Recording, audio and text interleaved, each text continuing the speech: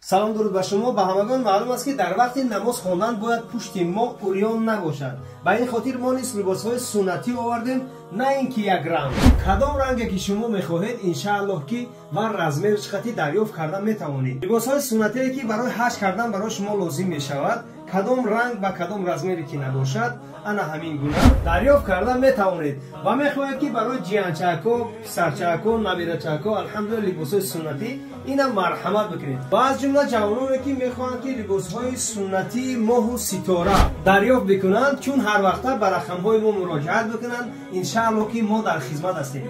لباس‌های سنتی چند نمود و چند رزمه. خدا یار مددگار. بارك الله لكما وبارك عليكما وجمع بينكما في خير. بارك الله لكما وبارك عليكما.